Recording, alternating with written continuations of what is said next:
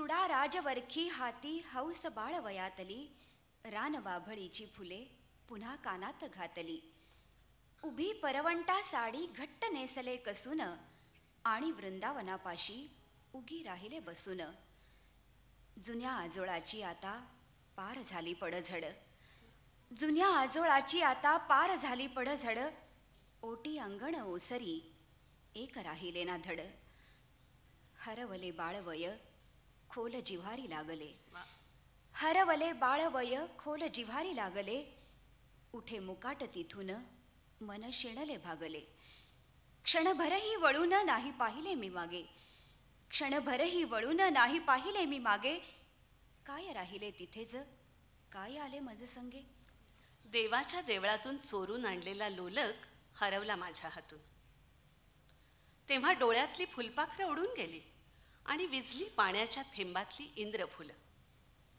आता गवत नुसतंच हिरवं दिसतं, आता गवत नुसतंच हिरवं दिसतं. आभाळ नुसतंच निळं. घराघरांना माणसांना फुटतच नाहीत इंद्रधनुष्याच्या रेषा. परवा एक पोर आली उड्या मारत, हातांचे पंख पसरून डोळे विस्फारून खिदळत मला म्हणाली, गंमत बघ, गवत हिरवं नसतं आणि माणसं नसतात इंद्रधनुष्याची बनवलेली, माहीत आहे तुला. म्हणाली, गंमत बघ, गवत हिरवं नसतं, आभाळ निळं नसतं आणि माणसं असतात इंद्रधनुष्याची बनवलेली, माहीत आहे तुला. माझा लोलक हिला कुठे सापडला. देवळातल्या झुमराला किती लोलक आहेत अजून. पावसाच्या धारा येती झरझरा, झाकळले नभवा हे सोसाट्याचा वारा. रस्त्याने ओहळ जाती खळखळ, जाग जागी खाचांमध्ये तुडुंबले जळ. ढगावर वीज झळके सतेज, नर्तकीच आली गमेले उनिया साज. झोंबे अंगावारे काया थरथरे, घरट्यात घुसुनिया बसली पाखरे. हर्षलासे फार नाचे वनी मोर, पानातून हळू पाहे डोकावून खार. नदीलाही पूर लोटला अपार, फोफावत धावे जणू नागिणच थोर. घरातली पुस्तकं आवरून ठेवत होते आणि अचानक मर्ढेकरांची कविता हातात आली. अभावितपणे मी पुस्तक चाळत राहिले. ओळखीच्या, आवडीच्या, अनाकलनीय, वादग्रस्त सगळ्या कवितांवरून नजर फिरत राहिली. वीज चमकावी तशी एक एक ओळ मनात चमकून जात होती आणि एकदम डोळे एका कवितेवर स्थिरावले. कितीतरी दिवसात नाही चांदण्यात गेलो, कितीतरी दिवसात नाही नदीत डुंबलो.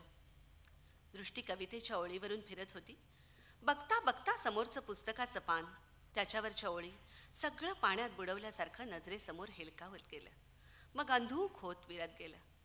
चित्रपटात एका दृश्यातून दुसरं दृश्य अकस्मात उमटावं तसं काहीसं घडलं. आता मी माझ्या खोलीत नव्हते, मी माझ्या आजोळच्या भीमा नदीच्या प्रवाहात उभी होते.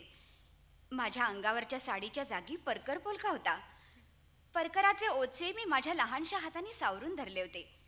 नदीचं उथळ पाणी माझ्या पायांना वेटाळून पुढे सरकत होतं. नाकात पाण्याचा, पाण्याच्या कडेला असलेल्या लव्हाळ्याचा, धुणी धुणाऱ्या बायकांनी पाण्यात खळबळलेल्या कपड्यांना लावलेल्या साबणाचा आणि पाण्यातल्या माशांचा, अशा साऱ्यांचा मिळून बनलेला वास दरवळत होता. पाण्याच्या प्रवाहावरून उलटून परत फिरलेल्या किरणांचे चमचमते कवडसे डोळे दिपवत होते. पाण्यावरचा उन्हाचा चमचमाट लाटांबरोबर फिरत थरथरत होता आणि पाण्यातल्या माझ्या पावलांना बोटा एवढ्या चिमुकल्या मासोळ्या अलगद मऊ चावे घेत होत्या. मला मजेदार गुदगुल्या होत होत्या. मी प्रयासानं तोल सावरत होते. गुदगुल्यांनी हसू अनावर झालं की आधारासाठी शेजारच्या सोबतिणीच्या खांद्यावर हात ठेवीत मन मोकळी खदखदा हसत होते. ही 10-15 दिवसांनी घडणारी नदीची भेट हा त्या वयातला माझा मोठा आनंद होता.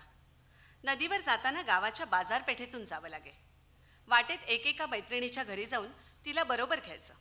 असा आमचा घोळका वाढत वाढत शेवटी आम्ही 8-10 जणी नदीवर जाऊन पोचत असू.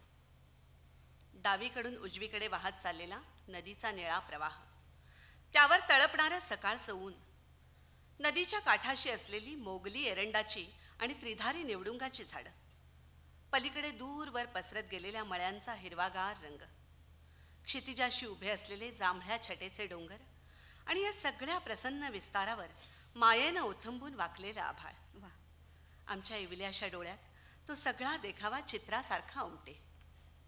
नदीवर आंघोळ करून आलेला ओला वारा आवडत्या सोबतिणीसारखा एकदम अंगाला येऊन बिलगे. मग पायाखालचा दगडाळ रस्ता ओलांडून घाटाच्या पायऱ्या दडदड उतरून आम्ही सुसाट धावत सुटायच्या. नदीवरून डोक्यावर हंडा भरून घेऊन चाललेली एखादी सासूरवाशीण पुढून येताना दिसे. ती म्हणे, अगं जरा हळू चाला, पडाल नाही तर. पण एव्हाना मनानं आम्ही कधीच नदीत जाऊन पडलेल्या, भिजून चिंब झालेल्या. रानपऱ्या रानपऱ्या वनात बसतो, फुलात हसतो, मुलास दिसतो खरा. आम्ही रानपऱ्या रानपऱ्या वनात बसतो, फुलात हसतो, मुलास दिसतो